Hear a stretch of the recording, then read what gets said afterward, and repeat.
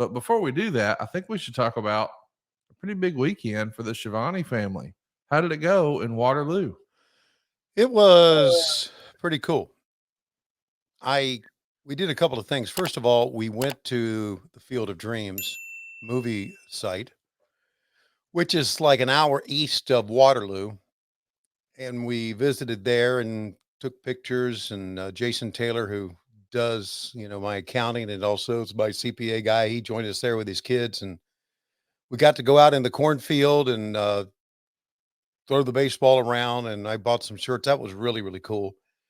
Then we went to Waterloo because we were staying in Des Moines. Went to Waterloo, had a couple of hotel rooms just for the families to, freshen up and get ready. And did an autograph signing from 2:30 to 4:30. Met a lot of people I hadn't seen in a long time. And then had the event that night, which was preceded by a get together. And then we had a buffet. And then we had the award ceremony, which was really, really good. And I'm checking. Hang on a second. I'm checking. Let me look around here. Yes, I've been told that Tony Garea is still talking. He is still at the podium right now, and he hasn't shut the fuck up yet. Tony Garea gave us his whole career, which was we were all going, oh, God. But then again, it's his moment, right? Yes. Take all the time you want, Tony. But it was kind of funny. So I was honored, and it was a lot of fun. It was a struggle getting out. Oh, there we are. There's our picture. What a Hall of Fame class that is. You see Greg Gagne on the right. Yeah. There's Garea. There's Bruce Pritchard's brother, Dr. Tom. Yeah. The one and only Tony Schiavone.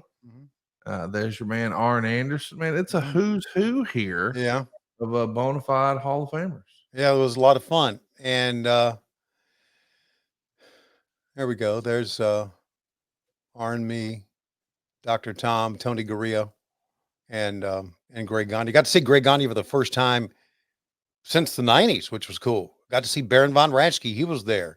Bob Baruch was there. Nikita Koloff was there. And I know I'm going to miss a couple of people, but it was great seeing the Baron. I told a Baron von Raschke story. And so it was a lot of fun. Then the challenge started because of, thanks to CrowdStrike. Well, hang on. Before we get there. Okay. First of all, let me just officially, what? How does it feel to wake up a Hall of Famer this morning? This is your first wrestling Hall of Fame. How cool is that? Well, it's cool. And the first thing I said when I stood up there was that and you know this, I said, I think I've got it down here somewhere. What I said, I kind of wrote down a few notes, and I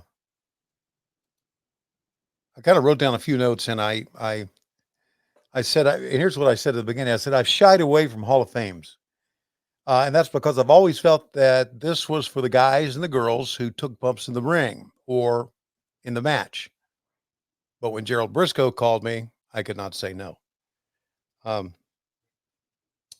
So how does it feel? I'm really honored. I don't want to downplay it. I don't want to make the Hall of Fame seem insignificant, but it's not a big deal to me, Conrad. You know that. I think it's a bigger deal to fans, maybe the fans. And I really appreciate the fans being there. Like I said, Jason Taylor was there, Coach Rosie was there, Denovius Mack was there. Lenny Bakken was there. I think Lenny is a supporter of that Hall of Fame, if I'm correct.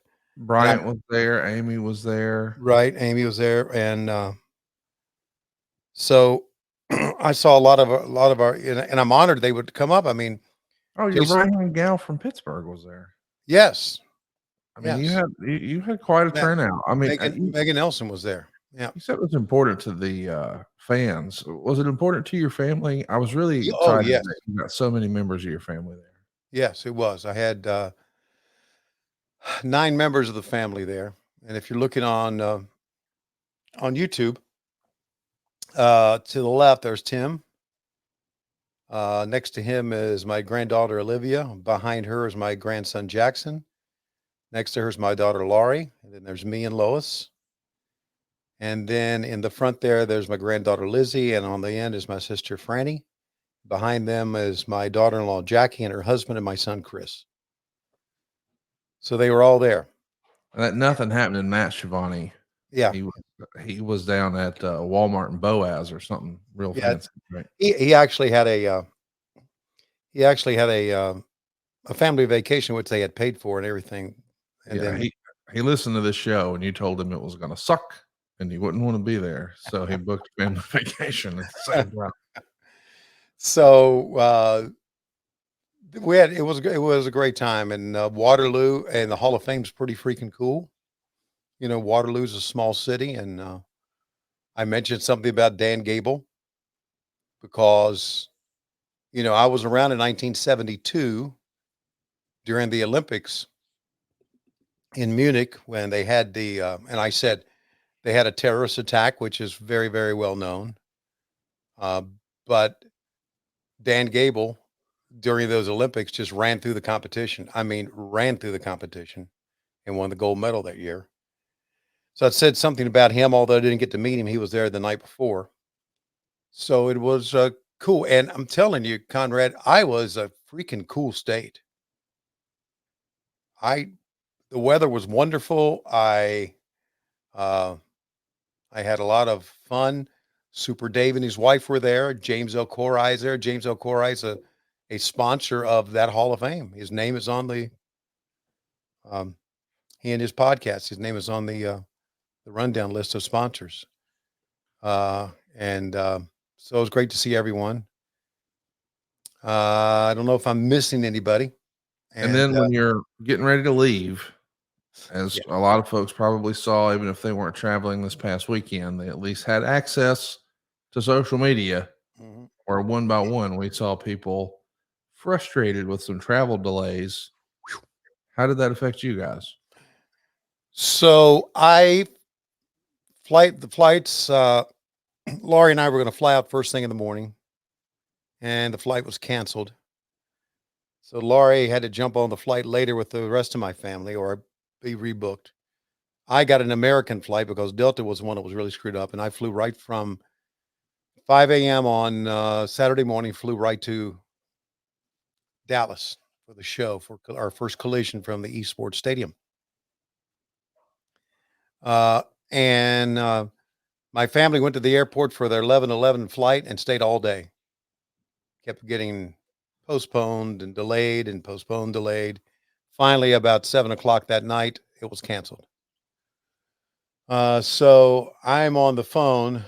Actually, probably about, I'd say 5 o'clock that night was canceled. I'm on the phone with Delta trying to get them. Hey, can they drive to Minneapolis and fly out? Nope. Can they fly to Chicago and fly out? Nope. And I should have looked for other airlines. And finally I did and found out it was going to be like $2,000 a person to fly them from Chicago on American. So I did make some arrangements for them to get home, even though Delta said they wouldn't get home until Tuesday. I'm thinking, shit. Got them home on Saturday. No, got them home on Sunday morning. So Sunday morning, I go to the airport in Dallas, and I've got a flight on American, a standby flight on American. I got a flight on Delta. I decided I'm going to take the Delta flight because I wake up in the morning, everything's cool and everything's fine. And as soon as I walk out the door, the American flight is gone. The Delta flight is still good. As soon as I walk out the door, they said, your flight's been delayed until 1:47. So I wait to the hotel, get on the shuttle, look at my app. It's been delayed until 1:47 on Monday. So I said, fuck this. Got on the app. Avis bailed me out, and I drove from Dallas, Texas to Atlanta on Sunday. And I found out the flight that I was originally supposed to take Sunday morning at 11 a.m. finally took off last night at midnight. So I would have still been there. But I took the 11-hour trip across I-20, and there you go. It this trip ended up probably costing me about 10 grand or 15 grand, something like that. But hey, the family loved it. They did, and they were so proud of me, and that makes me feel good, right? Yes, absolutely. Yeah, they really had. My sister had a wonderful time. My wife, all the grandchildren were great. We had a big meal the night before together, and as you can see, my grandchildren, those are Chris's children that you saw there. They are older. Those are all Chris's children. Those two girls in the front, and the one boy in the back in the green shirt. Uh, and got good kids, got good grandkids. I really do. Very proud of all of them. And You there's gotta give 10, me a good there's Lois story. huh? You gotta give me a good Lois story. Oh wow, I mean, Lois, it's not often that Lois is down to travel. So right. the idea that she was down to travel and get out of the house and make a trek to Iowa, and there's some travel snafus. I know There's gotta be. she signed some autographs, which she couldn't believe she was signing autographs, right? I love that. Yeah. That's all. Well, she got food poisoning. Oh my Yeah. gosh. To make matters worse, all day at the Waterloo airport, she got food poisoning and had to spend a lot of it in the bathroom Oh my. throwing up. Yeah, No wonder she didn't wanna leave the house. that's right. Damnation. I wouldn't wanna be Uh, blowing it out in an airport. yeah. We've got a lot of people on here this morning with us, and we appreciate everybody. I know Devin Downing was the first one. And let's see, Bad Money Slim is with us, Dave McClay, Phil, uh, Celeste is with us, Brian, I never could pronounce Brian's name. Sorry. Luke is here. Uh, let's see. Devin wanted to know, Alex Wheaton is here. Josh is here. Devin wanted to know was delays because of weather? No, it was because of this That's right. CrowdStrike, which is a security firm, updated their computers. They did their Windows Microsoft update, and they're still it fucked up a lot of the airlines, but Delta most of all. And Delta is still having problems. I drove from, like I said, from Dallas to Atlanta, dropped the car off at 2 a.m. on Sunday, and or 2 a.m. on Monday. Walked in the rental car center, and there was a lot. We're 2 a.m. on Monday. There was a line 4 deep. And went into the airport, got on the shuttle, and got my car. And the airport was like it was right in rush hour, 2 o'clock in the morning. I mean, people have been stranded. People have missed funerals. They've missed weddings. It's been a nightmare for Delta Airlines, and so it's been brutal. It was the absolute worst time to travel that we could ever pick, and it just so happened to be on Hall of Fame weekend. But Hall of Fame is great. Got a plaque, got memories that we'll never forget. Really, memories we'll never forget. I wish I've opened my eyes on that picture. Uh, Memories that we will never forget. And yeah, and a great Schiavone story. Hey, remember that time when you were at the airport in Waterloo waiting on a Blowing plane? ass. Yeah, and Lois was throwing up all day. Your life is a movie, Tony Schiavone. Yeah.